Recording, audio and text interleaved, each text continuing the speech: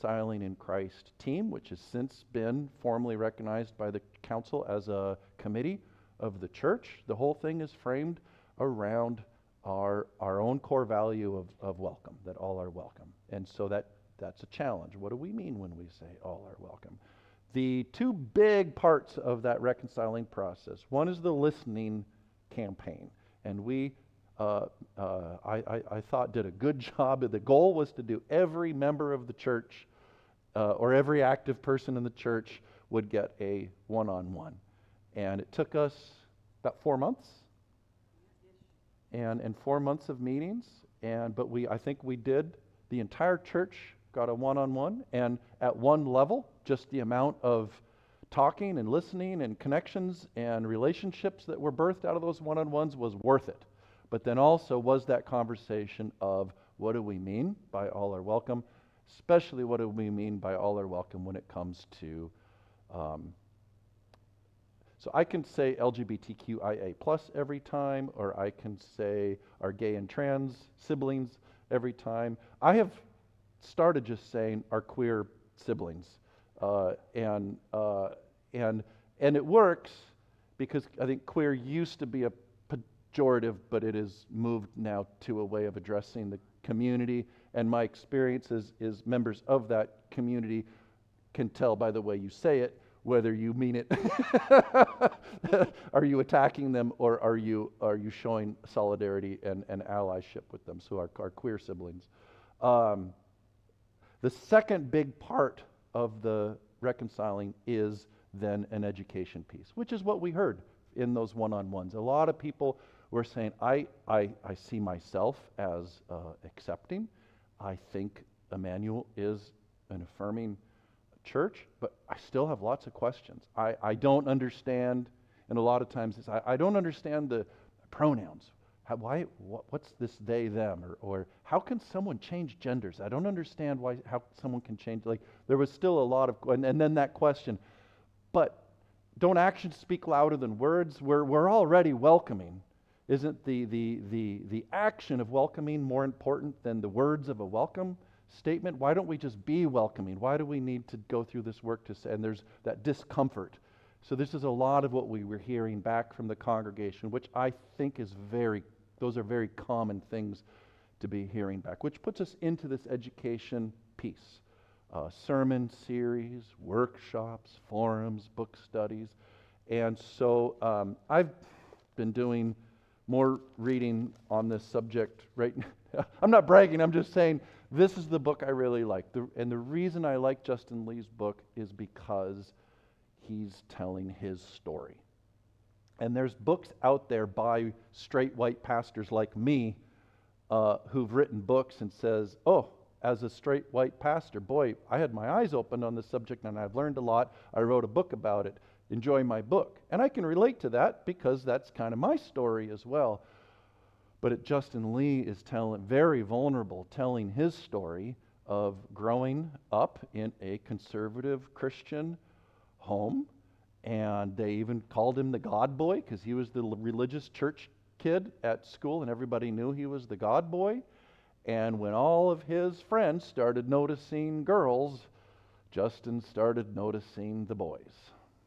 And so his journey begins. He ends up, the reason the book is called Torn is he found that whenever he would go to his church events, they would be anti-gay. And whenever he went to like gay solidarity or pride events, that they were anti-church. And here he was torn between these two communities because he was both. He was both still God Boy with a love of church, and he also was gay. And so he wrote this book about trying to bridge these two worlds between the church, which is anti-gay, and the gay community that's anti-church. And he doesn't think it needs to be those things. But the way he tells his personal story, I found to be as I said, we don't change because of hypothetical arguments. We usually change because it's someone we know or someone's story. And I think Justin lays himself out there, and you feel like you know him, and you feel like you're hearing his story. And I felt myself being transformed as I read through his book, which is why I chose this one. Last Sunday's sermon, I used his question from chapter 1, which is what should the church be known for? And that's where I wanted to start. I think that's a good question. What page was that? Just right away, pages 2 through 4. He talks about, the study by the Barna Group in 2007. So I referenced this in my sermon last week. Young adults, 16 to 29, choosing words and phrases to describe present-day Christianity.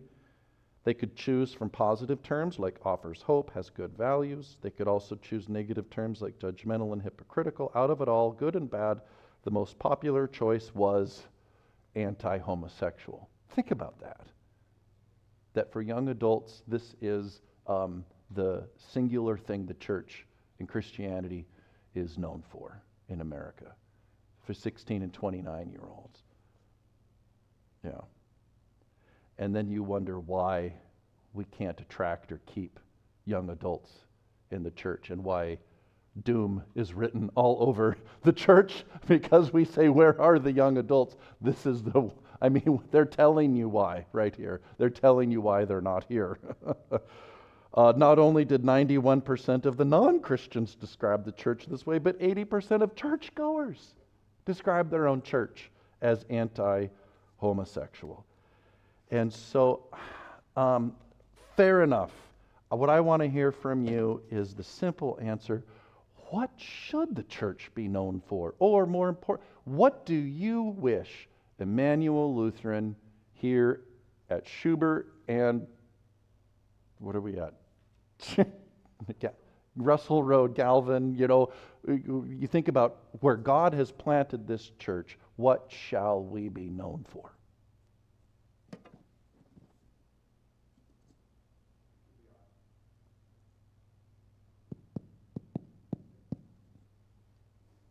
Who wants to go? Raise your hand. I would prefer, Peter, because of the age of the congregation, it's just a thought, it's my preference, not to use the word queer, because I'm 78, which means that I was raised with that being a very negative term. And as much as even I try to change it, I'm completely for LGBTQ, but when I hear the term queer, I have to go, okay, Ruth, don't do it what you were taught. That's do it fair. Like this. And so the LGBTQ, that doesn't ring any bells to me. It doesn't bring any back history to me. What about saying, I like to shorthand and just say kind of our gay and trans siblings? That doesn't necessarily include intersex or asexual. That's not an issue, but the term queer just, because of my age, as much as and that's fair. I think to go past I think it's the same like a young rapper using the N-word and an older black who marched with MLK going, son, think about that word. They both, that word has a real different weight. And thank you for bringing that up. Now you get to answer my question, which is what shall Emmanuel be known for? I want it to be known for welcoming everybody. Good. What else? I'm saying something that Ken said the other day, which I thought was very profound. I'd never thought of it this way.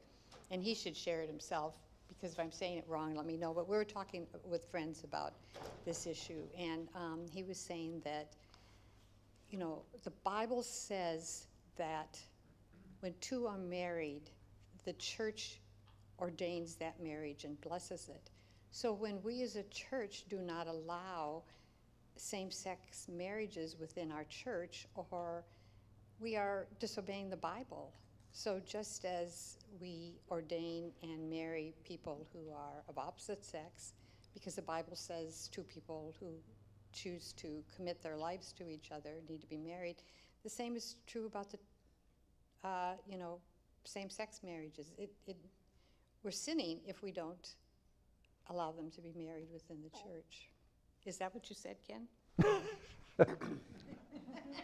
don't want to talk before him. Well, if you accept the idea that sex should be reserved for marriage, you have to take that further to the point where marriage is available for people that are of the same sex. It just seems to follow logically for me. Yeah. And I don't think the rules necessarily, God's desire changes the general goal of sexual activity, same sex versus other sex, but it's designed to be within the marriage context. And so then you need to make that open and available. I thought it was really interesting how the same conservative lawyers that argued for Bush in the Bush v. Gore case were the same lawyers arguing in front of the Supreme Court for same-sex marriage in front of the Supreme Court. Really fascinating. My question is, and then I've got to, here's another. What does Jesus want Emmanuel to be known for?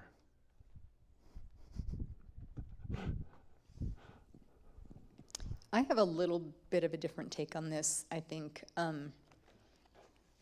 because I think the welcoming is great, but I think that a lot of times what's happening now is that LGBTQ people are being welcomed as sinners, which we all are sinners, but I think it's easy to look at it like we welcome all.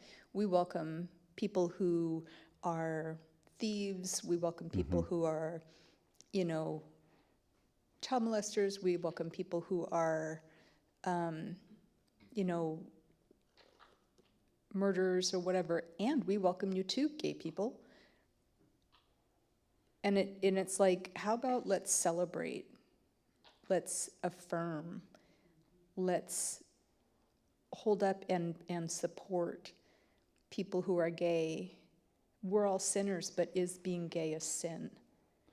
This, so you're getting us, and which is great, into some of chapter 2. And chapter 2 is where Justin, when he's in high school, there's some controversy, and someone kind of confronts him and goes, well, what do you think?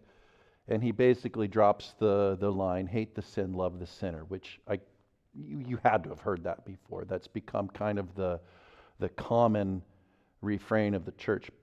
What you're doing is saying, okay, now play that out, and you're going to see this.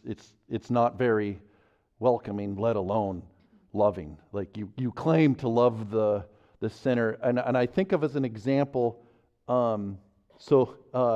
Pastor Jim Wilson was my pastor when Sarah and I were first married, and we rented Sarah's grandmother's basement for $100 a month. When we were first married, she had a little kitchenette and bathroom in her basement, and that's where Sarah and I lived the first 2 years that we were married, and we worshiped at Kent Lutheran Church down in the valley. Her house was up on James Hill in Kent, if you've ever lived there, and we'd go down in the valley and worship at Kent Lutheran, which was her mom's church that she grew up in.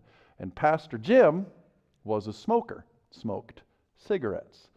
And it turned into a big controversy, and even like at a church council level, because is that then, quote unquote, unrepentant sin? That he might be confessing his sin, he might be getting up there and confessing his sin every Sunday, but everybody knows after church he's going to go out in the parking lot and defile his body with a cigarette. And your body's a temple. So he's living in the state of persistent sin, and if you repent of that sin, knowing you're going to commit it again, then it becomes unrepentant, persistent sin. And we kick those kind of people out of church. Those kind of people don't belong in church. So it was this whole controversy. You'll notice it's the same argument that's being made with our gay and trans siblings. Is, well, they might get up and confess, and we would say, okay, you're confessing your sin of homosexuality. Good for you. God forgives you for that. But you better not go out Sunday afternoon and be gay. If you're still gay, well, now you're living in a state of persistent sin, and this excludes you then from the kingdom of God, and so henceforth we need to have reparative therapy in order to change you so that you can actually live into your repentance, into a state of change. You with me? So Pastor Jim, this was at a church council meeting, them arguing about Pastor Jim's persistent sin of smoking. And I have a penchant for swearing. I have a potty mouth. And I have been called on it multiple times by people saying, Pastor, you know there's older people in this church that when you swear, it really offends them. I'm like, I know, I want to change. I know I should change. Does that mean I am going to stop swearing? No. At what point, which one of you confessing your sin this morning can tell me that you're done committing that sin? You will not commit that sin again. And because you no longer will commit that sin, now you can come to church, or now you can become a pastor. The point being, we all live in the state of persistent sin. And so how does it sound when I say to Pastor Jim, right? Well, I love you, Jim. I just hate that you're a smoker. And every time I see Pastor Jim say, you know I love you, I just hate that you smoke. I hate that you're a smoker. And every time I see him, I say, I love you, but I hate the sin. How long can I get away with that before Pastor Jim goes, I actually think you hate me. It doesn't sound like you love me very much at all. Do you know what I mean? You with me? So this is in our letter to the editor, why I wrote the line that said the church can no longer hide behind the words, hate the sin, love the sinner. Yes. Actually, you had your hand up. Okay, you had your hand up first. The church has often talked about gay sex, and yet they don't seem to have any problem with heterofornication. It's like, if you're heterosexual, you can go have sex without being married. That's okay, we don't complain about that. But if you have engaged sex, now that's wicked and wrong. As if all gay men have anal sex. Well, not all heterosexuals have vaginal sex. So you're really splitting hairs. There's some built-in hypocrisy, isn't there? Yes, Thank you. So going back to the question of what would it mean to be affirming. Okay, well, so our daughter is gay, and she grew up in the church. And it took her until 33 years old to tell us. We're we have never, in discussions at home, we've always said, no matter who you are, what you want to do, who you love, literally their whole entire lives, they've never heard anything other than that. But she lived in this church. And she's like, well, Mom, you guys are different. The church isn't like that. So letting them understand that the church is like that, not just your parents, because they knew we were. She and her wife knew that we were completely, we celebrated. This is amazing. You found this person that you love, but the church was the reason that she didn't tell people, including us. Mm-hmm. And so that, it's huge. I mean, to be able to have people that you love and you want them, and the church should be the place where you can be celebrated most, because this is your family. And she grew up here.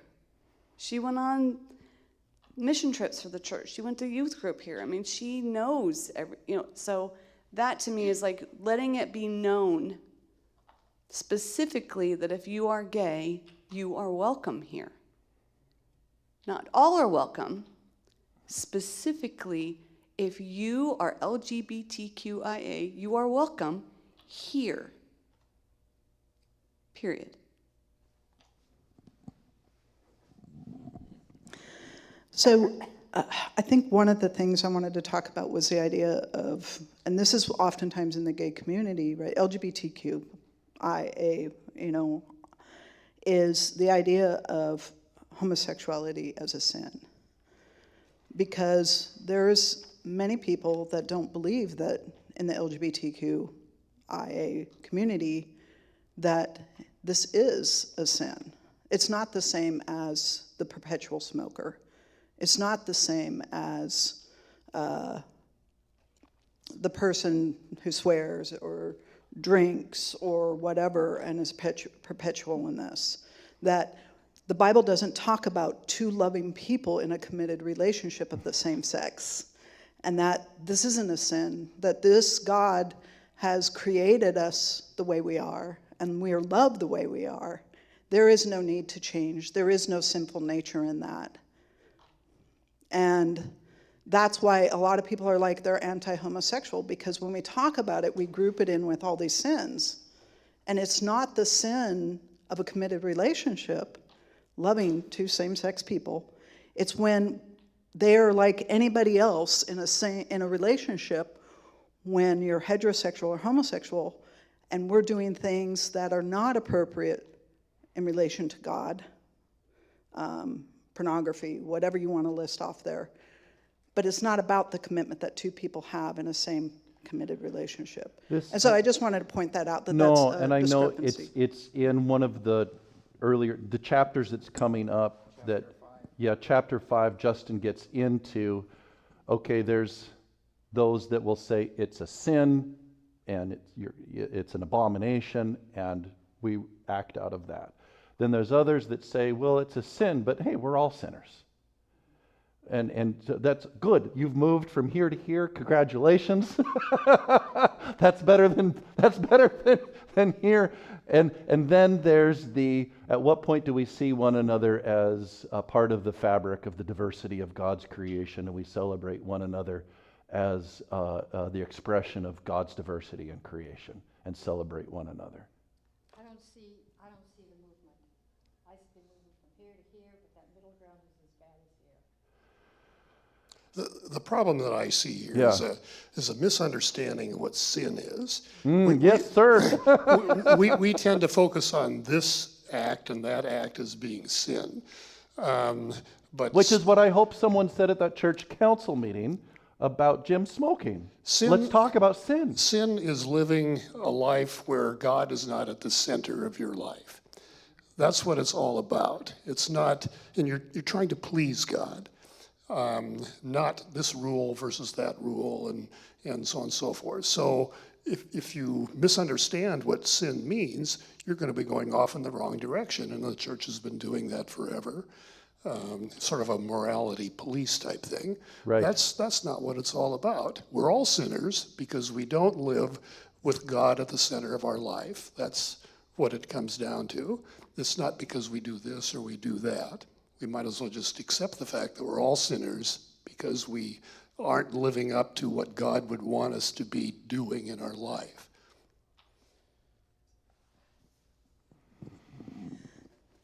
Yeah, exactly. I think that I was going to say with that, boy, did my thoughts go sometimes out the door.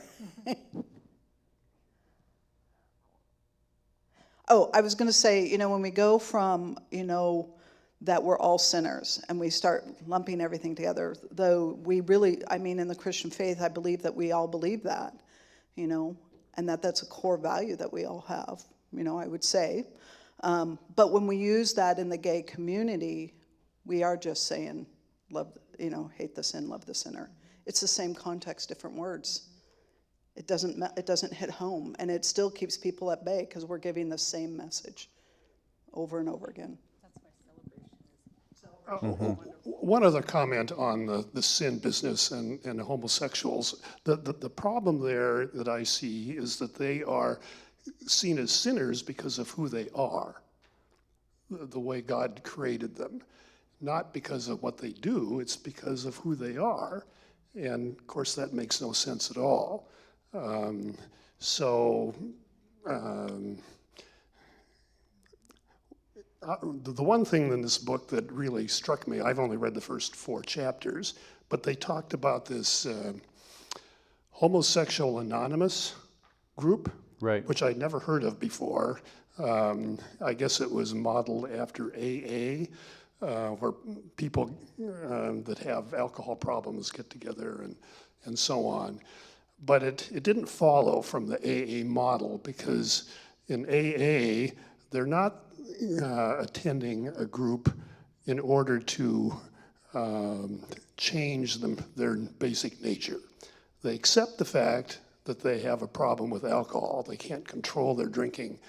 I remember going to a seminar one time where a lawyer got up and he said, I'm an alcoholic. I've been an alcoholic for 25 years. I haven't had a drink, but I'm an alcoholic, and I'm going to be an alcoholic until the day I die. So in that model, they're not there to change their basic nature. They accept their basic nature.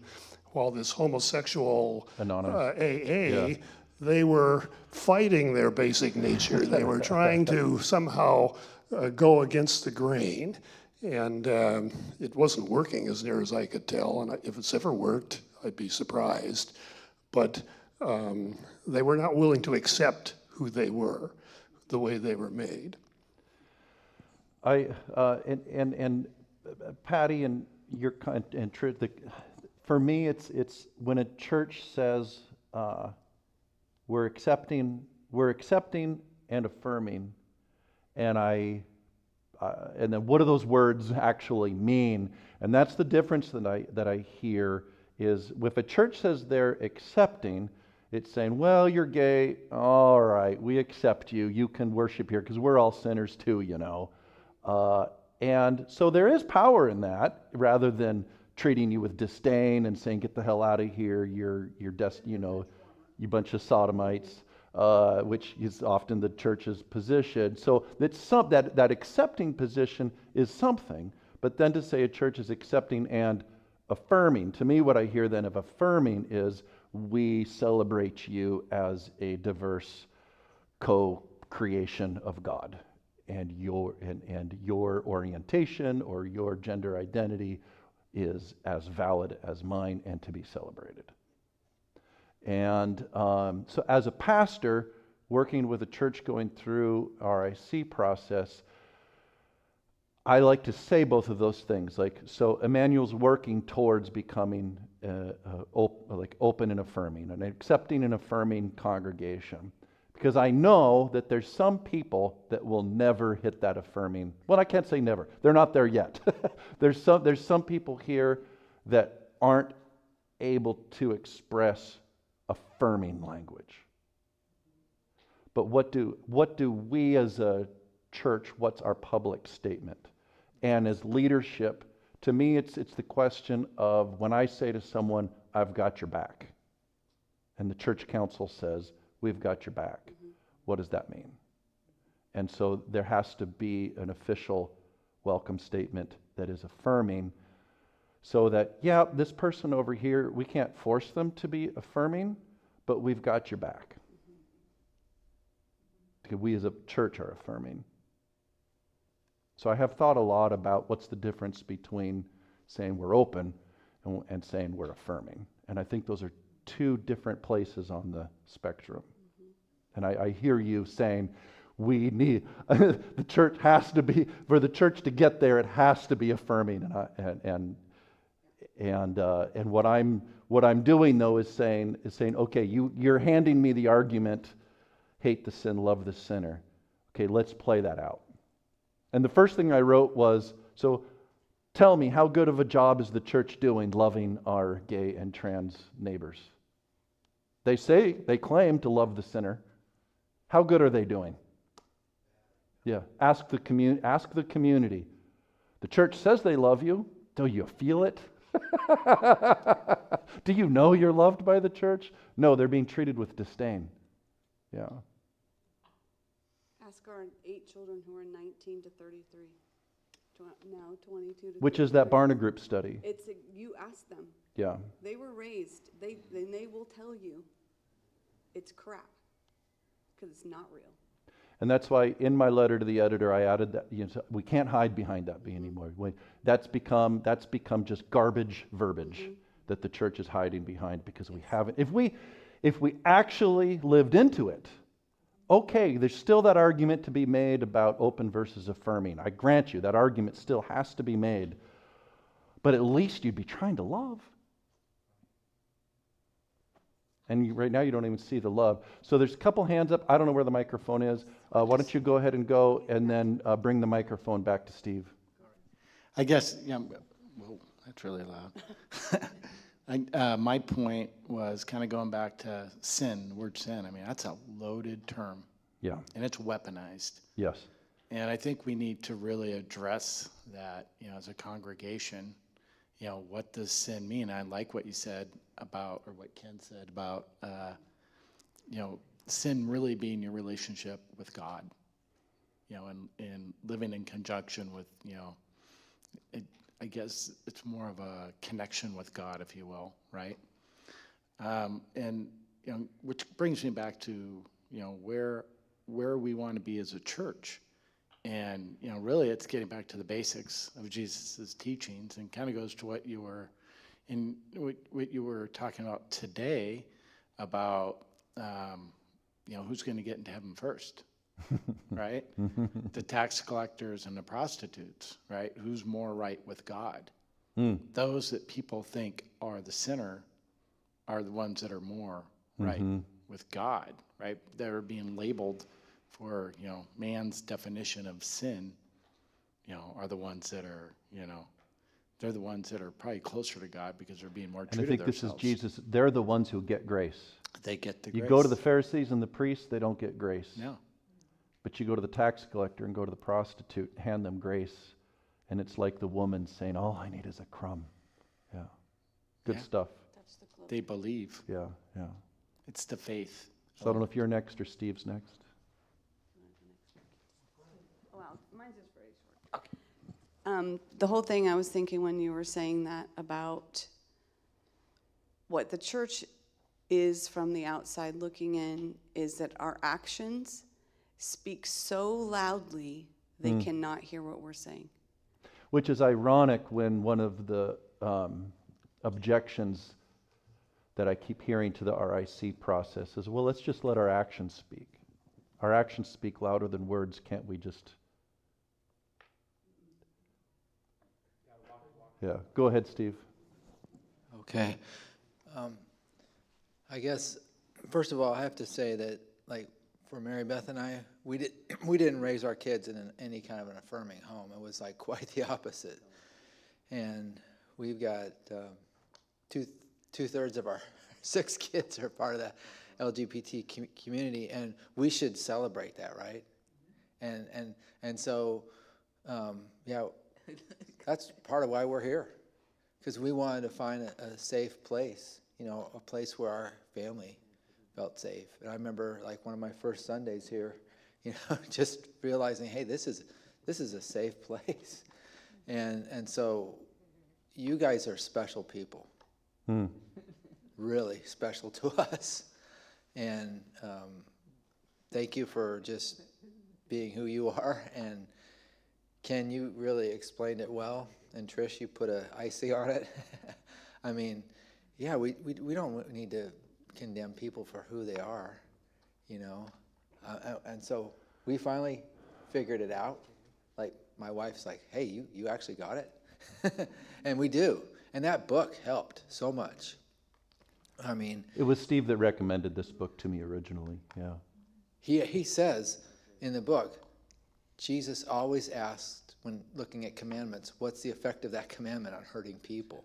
So you can find all kinds of different commandments, but, like, not going to heal somebody on the Sabbath because it's a rule. No, you got to look past what's going on. Look at the people. And so there's that. And there's some breakthroughs that are happening in our family. We talked about that this morning, Trish. And I think God's doing something here. I really think he's doing something here. And it's one of the arguments for doing the RIC process. And and if you look at Emmanuel, the church growth that we have had in the last year and a half has been almost, I'd say, about 20 new members. I'm including your family in that, just for the record. Of those 20 new members that have joined the church in the last year and a half or so, as many as 3/4 of them are here because we're doing the RIC work. And I know that because I hear their stories. And it should be said publicly as an affirmation of why is this RIC work worthwhile when it's, why stir the pot and on something that might be controversial. And that's one of the arguments for stirring that pot and doing this work, is that we've gained about 20 new members in the last year and a half, and of those, about 75% are because we're doing that work. How many members total are there in the church? Well, I say 100, but I actually, yeah. Moving into chapter 3. In chapter 3, Justin, yep. I would just like to. Oh, please, sorry, I didn't mean to cut you off. Torn is a very impactful book. Like Ruth, growing up, the word queer was serious business, and had all kinds of negative connotation to it, associated with it. And so it is hard for me not to have that as the first filter in my brain when that word is said. Nonetheless, I do think that there should be some recognition of if that is accepted by society as being a phrase that is appropriate, then I'll adjust. Because I believe it to be true that God made us all in his image.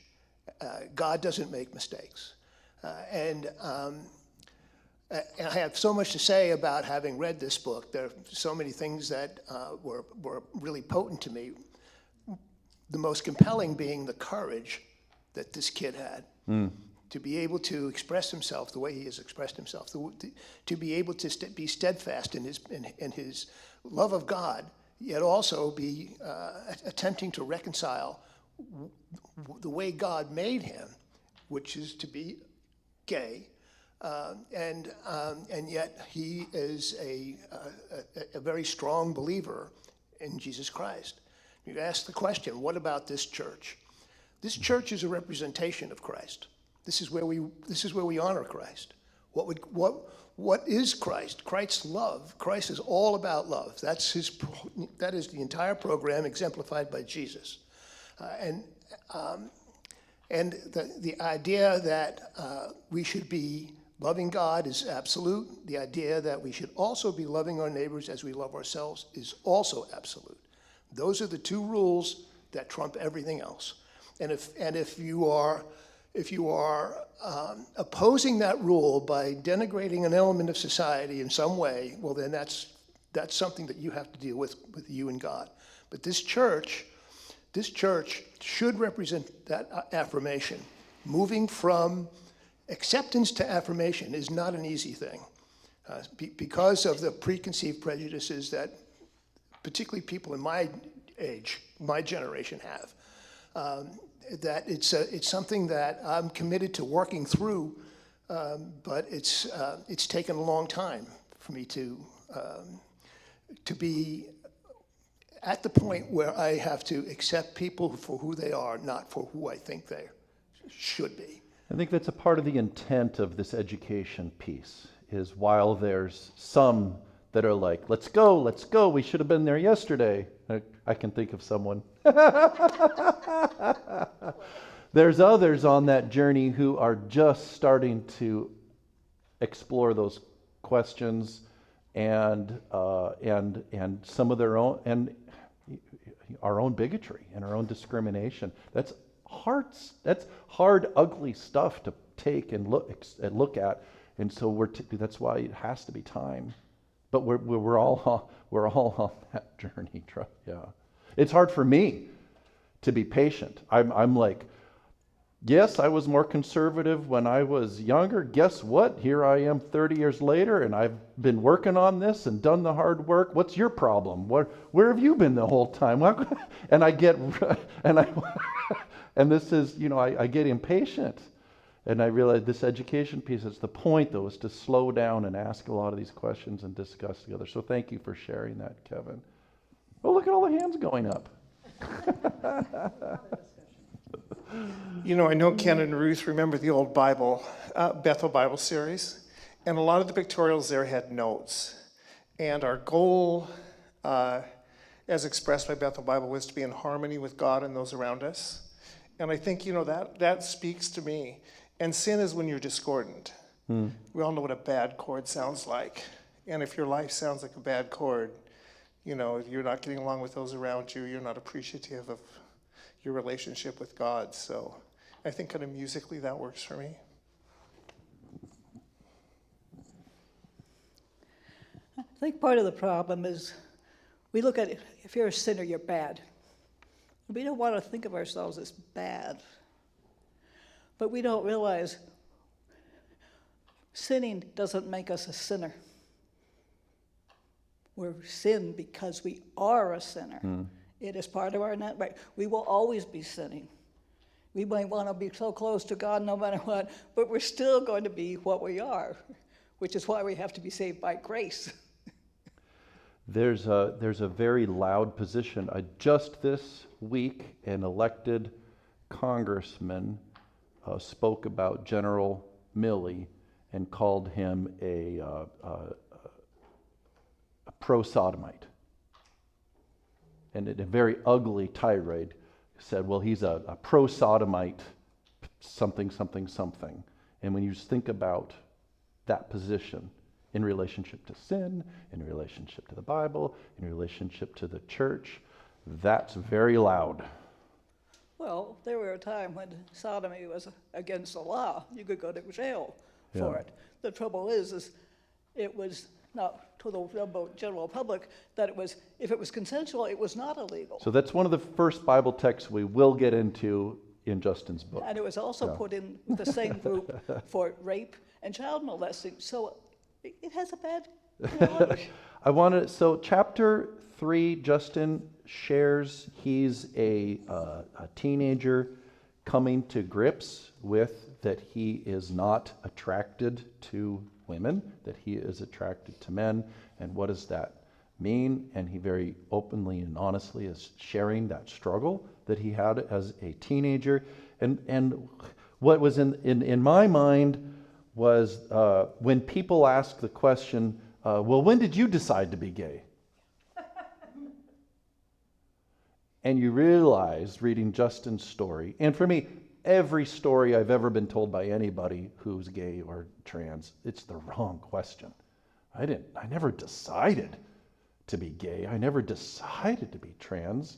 It's just who I am. This wasn't, should I be gay today or should I be? And I think that we think of, like a sorority girl getting drunk and going, oh, I'm going to try to kiss a girl at a party today. And that's what we think is, that, you know what I mean? Like, we'll use that example then to be like, well, that's gay people, they're just experimenting. The kids, what do kids know? Kids are just experimenting. And what I appreciate about chapter 3 is Justin is telling his story is he understood. He had this deep sense that there was something wrong with him, that he was not normal, and that it was something to be ashamed of, that it was something condemned by his church, that whatever this was in him was hated by God, and therefore he began to hate himself. And when you think about then, are we surprised then that the rates of self-harm, the rates of mental illness, the rates of suicide attempts and suicide skyrocket among that community? When this is a teenager, knowing there's something to be ashamed of and that my church, that my God hates me.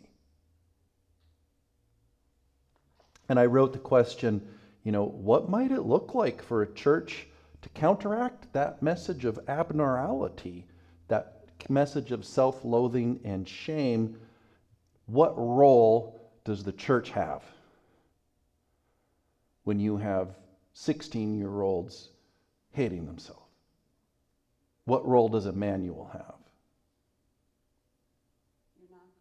Grab the microphone.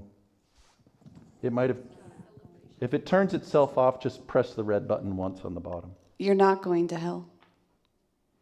And I think if they're a Christian teenager and they're somewhere, they believe they're going to hell.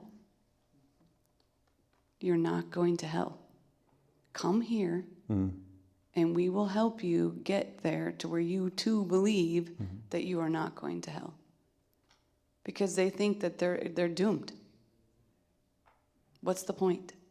I'm doomed. I can't change who I am. I'm going to hell. And they really believe that. Thank you. Go ahead.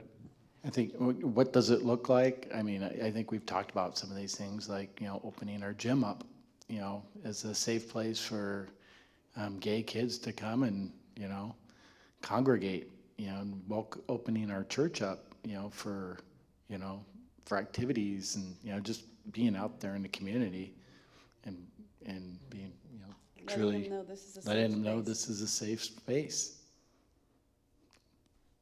It's what we're doing. You can see that out of the corner of your eye. Well, typical mom. I think a kid comes up to me, 16, oh my God, look how beautiful you are and how God made you so amazing.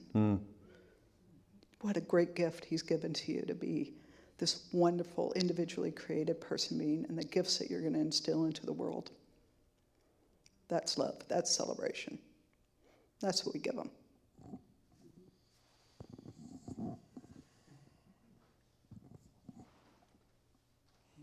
What role does Emmanuel have? Love. Kevin? I'm about as left-handed as anybody could possibly be. I was made this way. Yeah. And I like to think that that's how my brain works, and it's the way my brain was structured by God. And it's the same issue, that if it's intrinsic in an individual, it's not something that they have a choice over.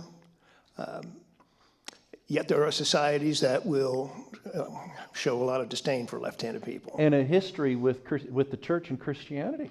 The word sinister Yes, I know. is sinestre, which is left. Yep. Right. And it's, in one sense, it's an amazing gift, because playing a racquetball, I have a different spin on the ball. But in another sense, there's no question that at least the point that I was born, things changed and society changed, and I was never attempted to convert to being right-handed. But I understand the trauma of what it must be like to have somebody try to convince a person that they're not who they really are, that they're somebody else. And that can create an immense amount of disjointed sense of self. Anyway, it's the analogy that I draw in my own personal life as to what it must be like for a person who presents as their brain is telling them to present as gay, is very much like I am presented as being left-handed. Can you pass it to Steve behind you?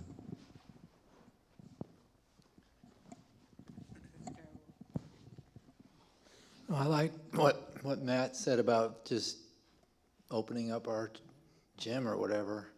I don't think we have to preach to people. We just have to love them, and it doesn't have to be hard. And I think that could be exciting. I mean, we're just a few blocks from the high school, and there's a lot of hurting kids out there. I mean, what would that look like, I mean, I think it would be amazing. It's almost embarrassing for me that someone's question is going to be, am I going to hell? Because I went, no. Like But I think we need to realize that's a real and serious question kids are asking themselves. It's almost 12:30, and this is where I kind of thought we'd get through. I just want to say one other thing.